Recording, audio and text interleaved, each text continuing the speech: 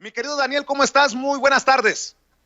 Hola Vicente, qué gusto saludarte a ti y desde luego a todo el amable auditorio de Sin Censura, que es un auditorio muy fiel que tienes a nivel internacional y al equipo de producción de Sin Censura, a Toño, a Rafa, a Ceci, a Gunter, a Meme, a todo el equipo en realidad de grandes personalidades, enormes seres humanos, Vicente.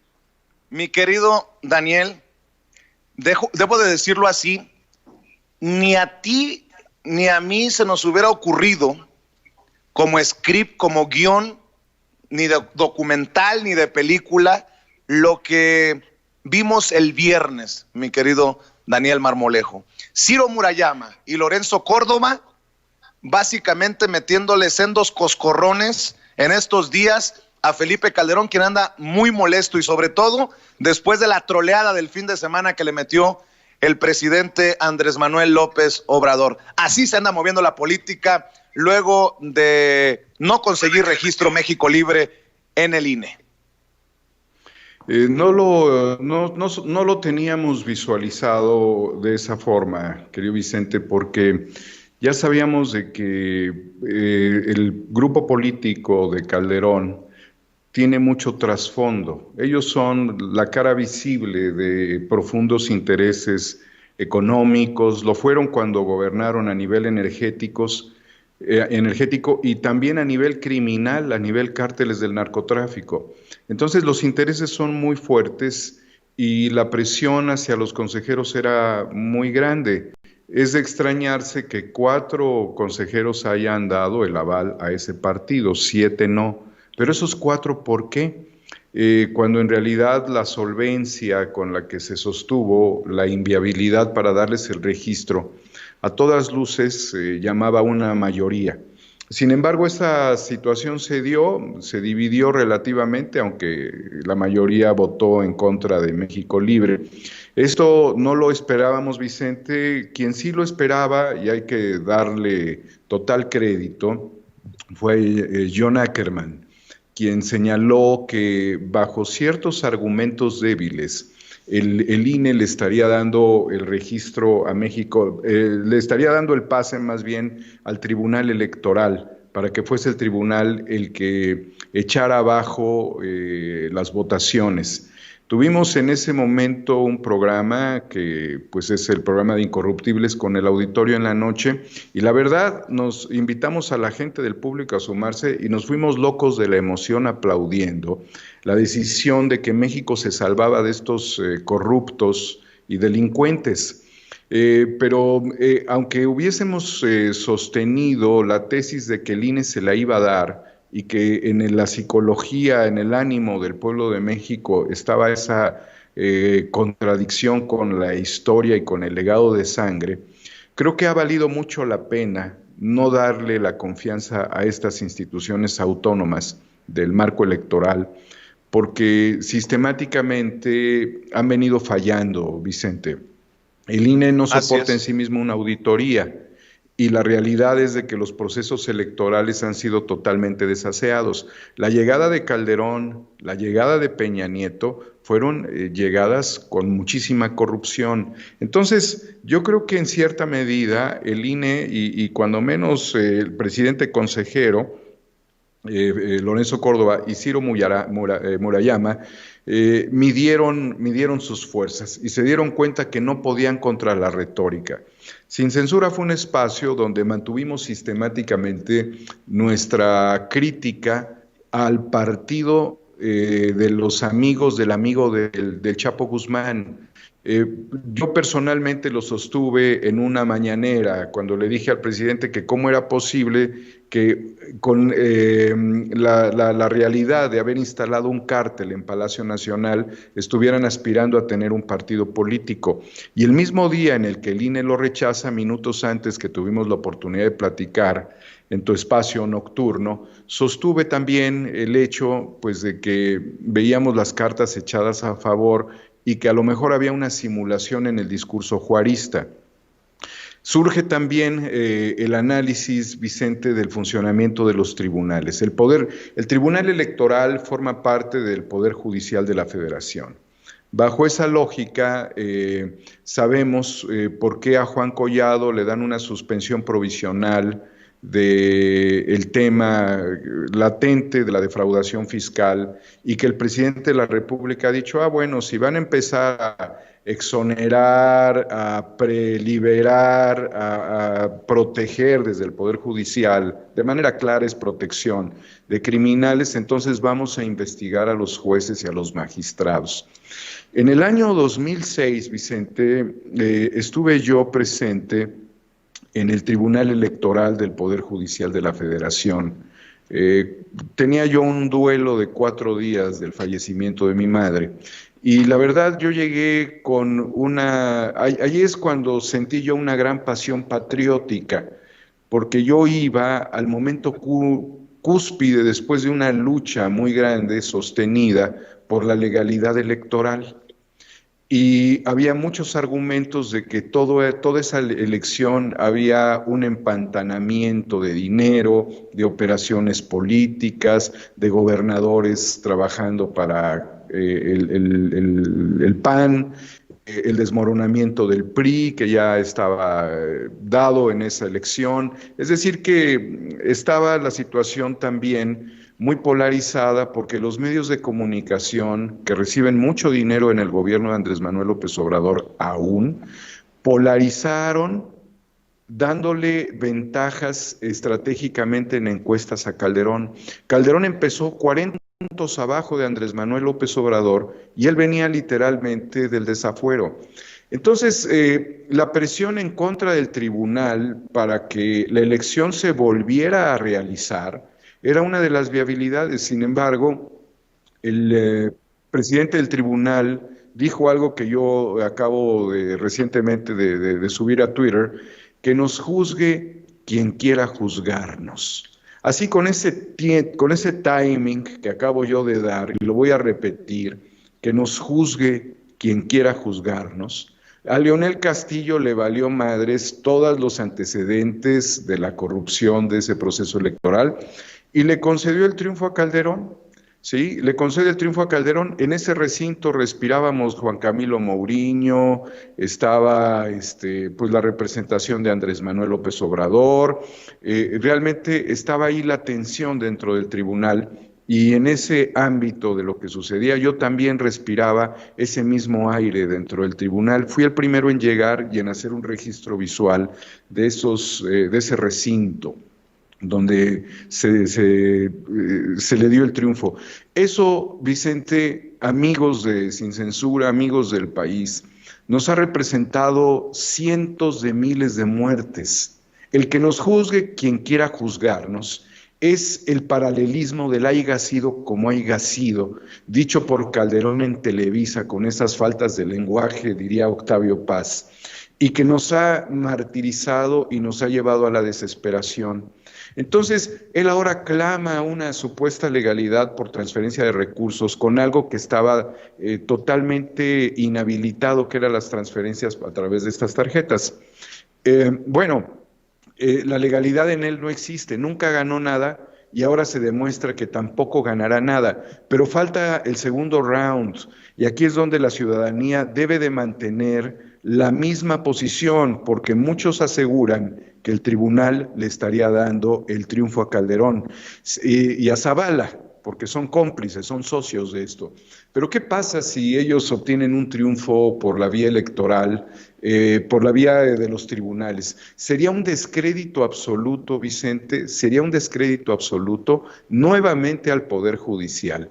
Pero como ha habido mucha presión, porque hay miles de cuentas en este momento congeladas por la Unidad de Inteligencia Financiera, se han tocado intereses de grupos de poder empresarial, está el tema de Sosa Castellán vinculado a proceso, está el tema de Billy Álvarez y sus cómplices prófugos de la justicia, están las cuentas del cártel de Jalisco congeladas. Realmente ha habido una operación también porque han exonerado, han liberado a familiares y a delincuentes en penales. Realmente también la presión, y hay que decirlo, hacia el Poder Judicial ha aumentado 1000% más de lo que estaba en el 2006, porque todavía en ese tiempo la ciudadanía no había alcanzado, sí criticaban al Poder Judicial, pero no había alcanzado todavía una maduración la crítica. Y es necesario señalar, Vicente, que a principios realmente de este gobierno, durante cerca del primer año, se logró también la salida por la puerta de atrás de Eduardo Medina Mora. Y en toda esta presión, Vicente, estaríamos también en la antesala de que fuera llamada a comparecer a la ex procuradora y también cónsul en Milán, Marisela Morales, por todas las tropelías que hizo de la fabricación de delitos contra personas inocentes, manchando la carrera de grandes militares. De ese nivel ha sido la corrupción de Calderón, y yo creo que en una síntesis está viviendo los efectos de su propia autodestrucción. Mi querido Daniel, qué bueno que mencionas esto último, me quedo aquí. A mí me llamó mucho la atención la reacción del mexicano de a pie en redes. ¿Es Felipe Calderón el personaje más odiado de la política mexicana hoy en día? Felipe Calderón es el hombre más odiado de la política mexicana y sus cómplices, Vicente. Es más odiado que Peña Nieto. Ese pasó por tarado, ¿sí? Y manipulado por Videgaray, y un hombre de una simplicidad ridícula junto con su señora. Pero sabemos el nivel de delincuentes que han sido. Pero no hay nadie que haya revertido su veneno de manera tan sistemática a México como lo es Calderón, por su psicopatología, por sus enfermedades mentales, porque bien lo ha dicho Olga Warnett, es un hombre que no puede vivir sin el poder, y porque lo ha dicho el presidente, es un acomplejado, lo ha dicho de manera referida, ¿no? Para los bien entendidos. Esos enormes complejos que tiene Calderón es parte de sus enfermedades mentales, es parte también del alcoholismo, del cual se ha replicado en todos los medios de manera sistemática. Es un tipo que no sabe estar en paz. Vicente, nos dio una madriza como nación Ernesto Zedillo, porque era un tipo dominado por el sistema banquero financista, y nos ha dejado una deuda que todavía faltan 50 años para pagar, y hemos dado 700,000 millones de pesos en intereses al Fobaproa. Supo aplicar la regla de oro, que era el silencio. Ya no se sintió con la necesidad de volver, se dio cuenta que dañó mucho, y ahora están los temas de derechos humanos, y que el Estado mexicano acepta que actuó criminalmente, como se ha referido durante la semana pasada la Subsecretaría de los Derechos Humanos del doctor Alejandro Encinas. Entonces, sabiendo el daño que hizo Zedillo, algo bueno pudo hacer dentro de todo lo malo, que fue permitir la reforma del Estado, ¿sí? Y allí se le dio un vuelco al IFE en su tiempo, y se permitió la legalidad y un tránsito a modo para el foxismo, pero se hizo a un lado. Sin embargo, lo que nos demuestra muy claramente esta ultraderecha, pues son la ultraderecha, Vicente, o ultraconservadores, si los quieres ver en ese, o fascistas, neofascistas y genocidas, es que su enfermedad no ha terminado aún, sus patologías siguen y todavía se creen necesarios para el país, necesarios para su ¿sí? Nosotros no los necesitamos, Vicente. Nosotros estamos reconstruyendo una nación en el medio del dolor y con unas olas, con unas mareas, y como lo he señalado ya, el presidente López Obrador tiene que soportar a los jinetes del apocalipsis. Y la muerte es lo que representa Calderón, porque dicho también en palabras de un hombre que ya no está con nosotros, Jorge Saldaña, Calderón representó a la necropolítica mexicana. Por eso es muy importante que Marisela Morales sea llamada a dar cuentas. Mi querido Daniel, hay definitivamente otros temas en nuestra bandeja informativa.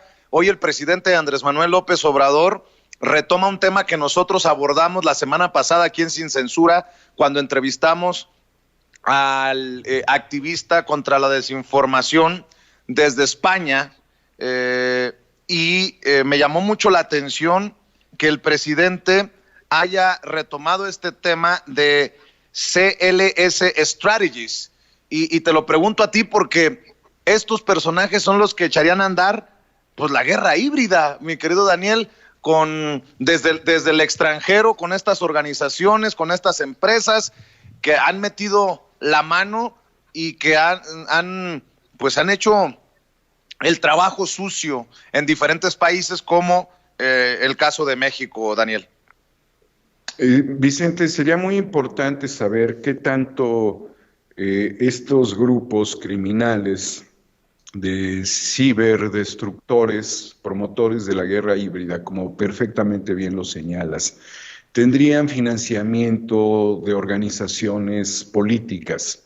Esto, Vicente, ha generado muertes en muchas partes del mundo, porque la promoción intervencionista de los grupos de la guerra híbrida tecnológica, de la ciberguerra, en la parte de guerra híbrida cibernética, las desestabilizaciones causan mucho daño. Entonces, los intereses económicos han estado muy expuestos en el medio de los tránsitos sociales, sobre todo en países latinoamericanos. Los casos de lawfare, los casos críticos en donde personas honorables son señaladas y acusadas, y muchos de ellos son activistas por la naturaleza, en la selva amazónica, en Chiapas y en muchos otros lugares, finalmente son atacados. Y estos ataques primeramente se generan por la promotoría de la desestabilización y el afán de destruir escalas de valores sociales. Este es el tema de la guerra híbrida bien expuesto por Stulin. Cuando sacuden la escala de valores de la sociedad, entonces es el sálvese quien pueda. No hay una entidad en quien tú puedas confiar.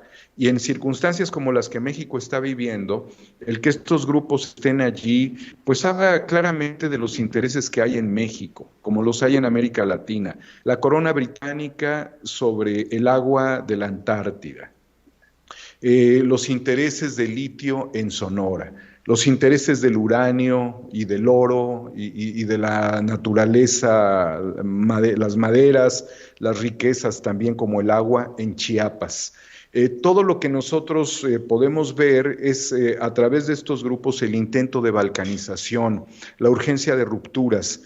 En su momento, Vicente, cuando yo le expuse al presidente de la República la circunstancia de la guerra híbrida, me faltó un poco más de humildad en el comentario. Te voy a decir por qué.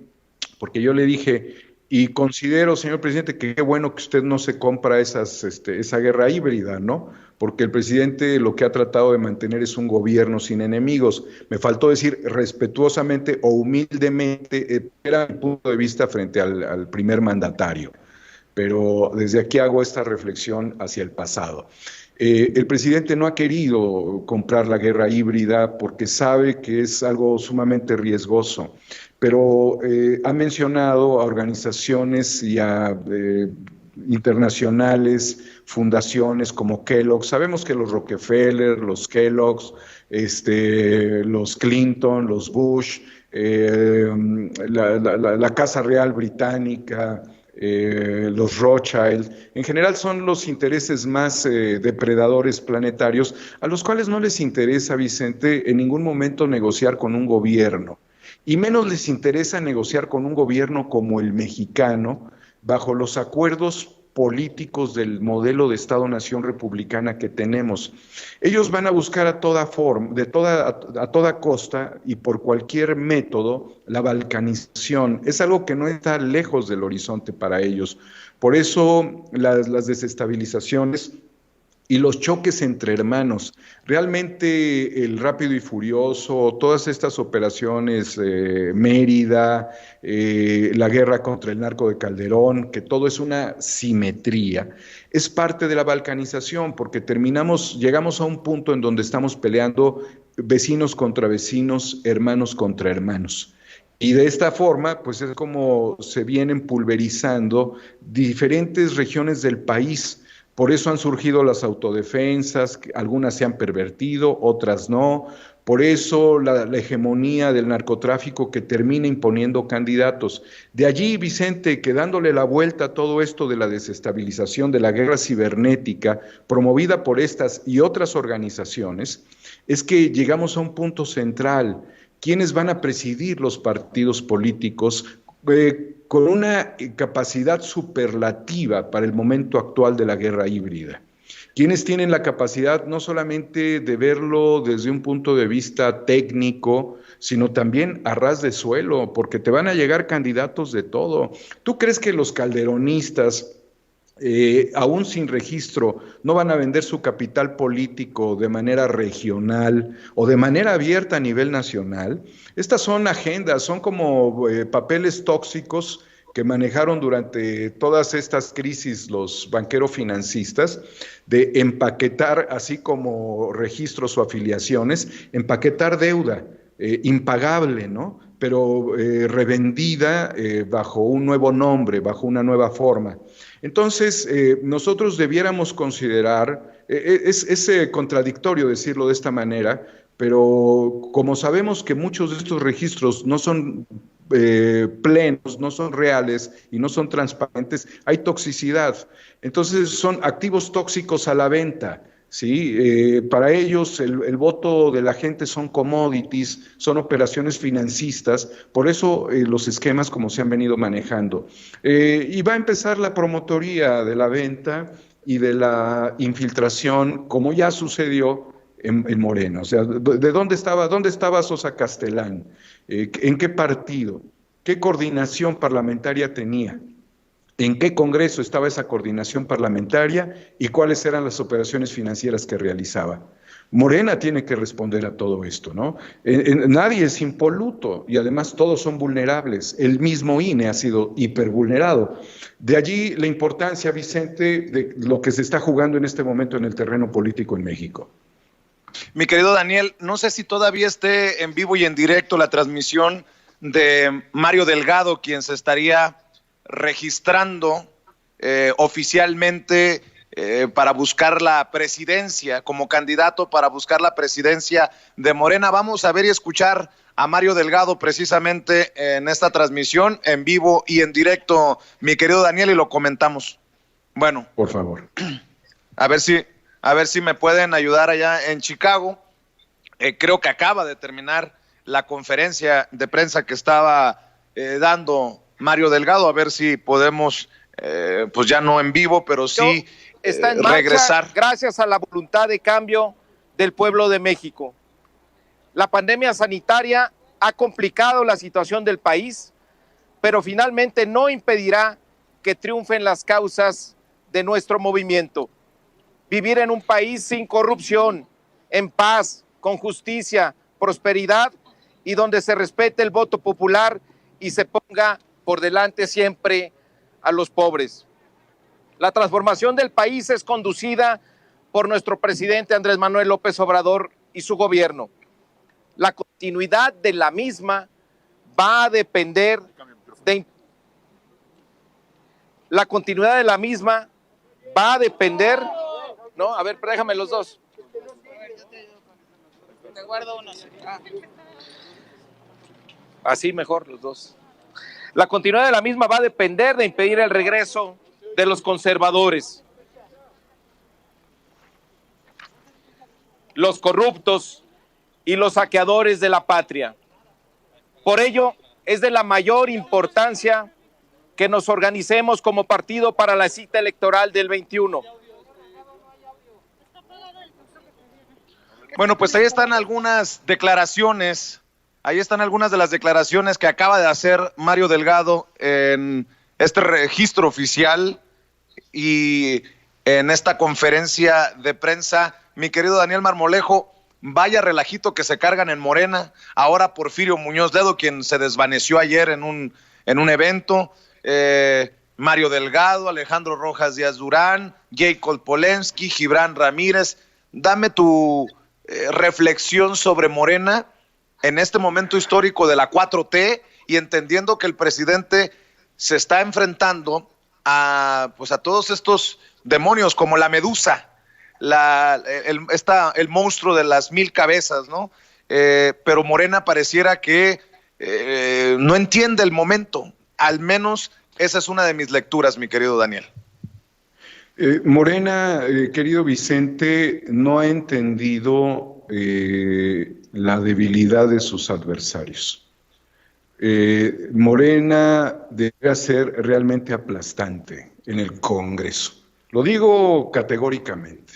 No es una media tinta, ni es, dicho en palabras de Porfirio, acuerdos parlamentarios, me dijo en el documental Cuarta República, dice, no es con acuerdos parlamentarios cómo se va a resolver la situación de este país. Lo dijo en la crisis postelectoral del 2006. Ahora no estamos en la crisis postelectoral, estamos en la maldita guerra híbrida, ¿sí?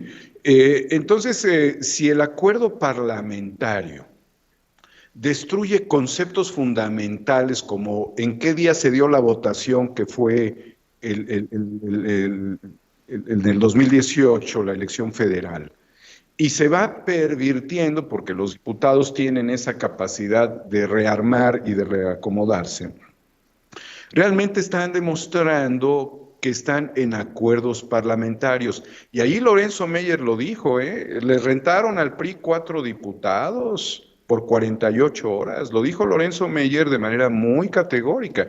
Entonces, todos los discursos de legalidad de los que ha hablado Mario Delgado, de los que ha hablado Tatiana Cloutier, que además yo no sé por qué Tatiana Cloutier habla de esto en los perfiles de Morena cuando ella es simpatizante, debiera hacerlo en su perfil propio. Bueno, entendamos que está dentro de una franquicia o dentro de la representación de un partido político, pero ella es una simpatizante, no es integrante de la fracción, pero lo dicen.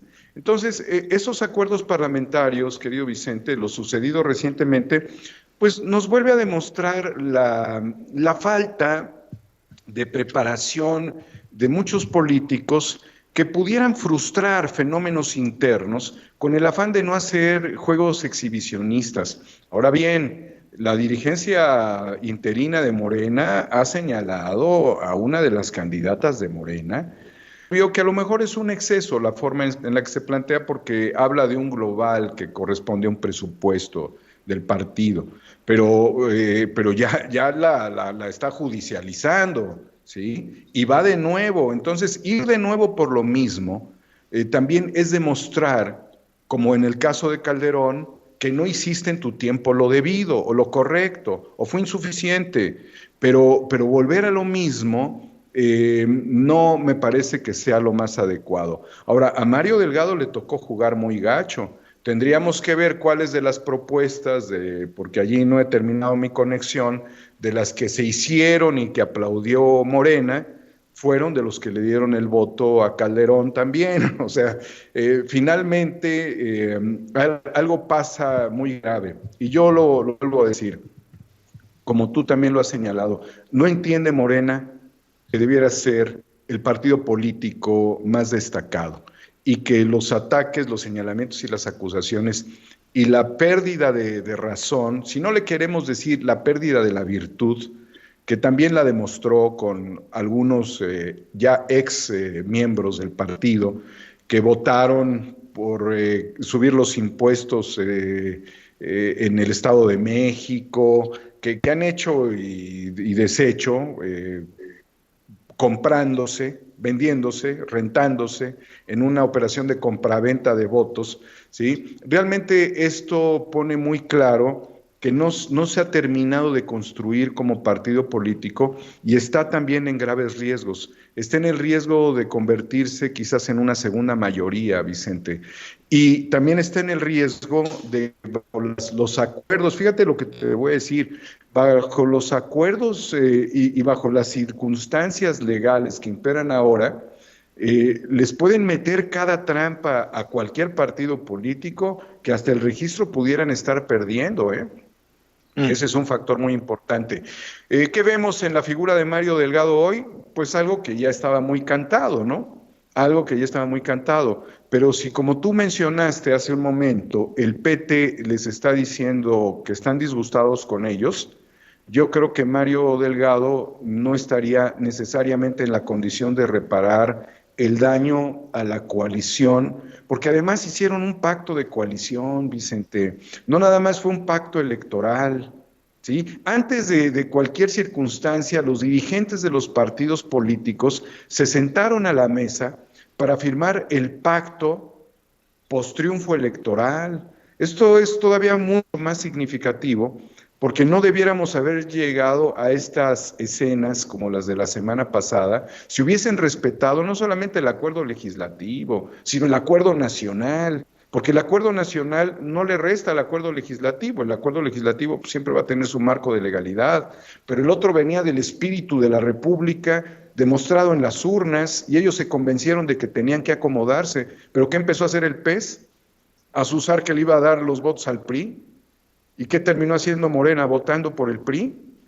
O sea, ¿qué es eso? Yo no lo entiendo. O sea, desmoronar un acuerdo. Y en ese mismo acto, Vicente, qué triste lo que voy a decir, la dirigente del partido le arrebató el micrófono al dirigente del PT públicamente y nos dejó ver que aunque hubiese un acuerdo, había una total descordialidad en el trato. Es una cosa bochornosa porque no habíamos visto esas acciones de jalonearse el micrófono y tener que aceptar, pues es una dama, ¿no? Por parte de la izquierda. Una cuestión, digamos, relativa en el medio de una conferencia, pero esas cosas no se hacen ni en tu casa y ni con ningún invitado, no haces esos exhibicionismos. Pues es parte de una realidad que vino aflorando, querido Vicente. Ojalá, no sé quién, hoy vamos a estar con Gibran, vamos a ser muy agudos también. Yo creo que aquí se requiere máxima agudeza, Vicente. En el medio de la guerra híbrida que vive el presidente, la lucha contra los jinetes del apocalipsis, las dirigencias de los partidos, las representaciones de los partidos, para dar ejemplo de política a los funcionarios públicos y al país, deben de estar en otro nivel, muy por encima del que han demostrado. Tengo muy claro el discurso de justamente Mario Delgado, el 1 de diciembre del 2018, cuando asume el poder Andrés Manuel López Obrador. Pareciera que el último viva que dijo, que fue viva la cuarta transformación, pudiera ir en cámara lenta y desdibujándose con un sentido horrorífico ese viva. Ojalá y viva. Y va a vivir, ¿sabes por qué? Te lo voy a decir muy claramente. Porque ni el PRI, que dice tener 2 millones, ni Morena, que en su tiempo dijo tener 3 millones, ninguno de los partidos políticos es más grande que el voto por la transformación, por la cuarta transformación, que es en el fondo la Cuarta República, dado y conferido al presidente de la República. Y de allí todos los colgados, todos los que han vivido del efecto López Obrador.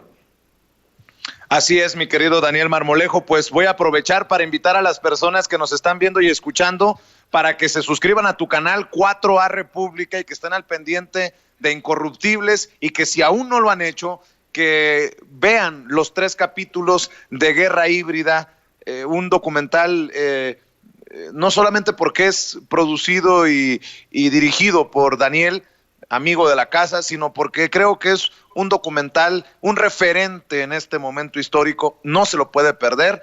4 con número 4A República, y no sé si también quieres compartir tu cuenta de Twitter, mi querido Daniel, para que te sigan. Vicente, no solamente te voy a compartir la cuenta de Twitter, hemos tenido pendiente que sin censura proyecte los 3 capítulos de Cuarta República. Y debido a todas estas situaciones, yo quisiera hacer patente que a través de tu medio, Guerra Híbrida puede tener todavía un efecto más desbordante. De tal suerte, Vicente, que esta es una invitación para que bajo tu venia, Guerra Híbrida, los 3 capítulos se pudieran transmitir en Sin Censura, no sé, quizás este fin de semana, ¿no? Serviría mucho a los candidatos, a los partidos políticos, a las dirigencias y en general al pueblo de México entender la situación que estamos viviendo. Por lo demás, Vicente, en Twitter, Homo Ex Novo, y en el canal 4A República y también en Los Incorruptibles. Mi querido Daniel, te tomo la palabra. Me voy a poner de acuerdo con nuestro equipo por lo que amerita y lo que pues, se tiene que hacer técnicamente, pero cuenta con ello, mi querido Daniel, y muchas gracias por la confianza. Es un honor, Vicente, y al mismo tiempo, bueno, pues celebrar que estamos de todos modos impulsando este tránsito, que fue muy importante el tema del señalamiento de lo que aconteció en el INE, y que fíjate nada más para concluir, Vicente, no se ha terminado la trama de la elección del 2018, porque se ha comprobado por parte de un notario público de Jalisco una escritura apócrifa que sostuvo como legal Ricardo Anaya para la operación comercial de 10 millones de una bodega a 50 millones en la que lo vendió este bien inmueble y que para ello habría utilizado una escritura chueca. Esto nos lleva de manera lógica a una serie de investigaciones que hemos hecho sobre el cártel de la escritura chueca. Nada más para dejar eso como un pendiente, querido Vicente. Te mando un abrazo, Dani. Tú sabes que te respeto, te admiro. Se te quiere, Daniel Marmolejo. Siempre atento a las órdenes, Vicente. Siempre contigo aquí en Sin Censura y muy agradecido. Gracias. Es Daniel Marmolejo, nuestro colega, compañero, amigo, ¿por qué no decirlo? Hermano en esta familia Sin Censura. Y todos desde nuestras trincheras buscamos lo mismo, la transformación de nuestro país.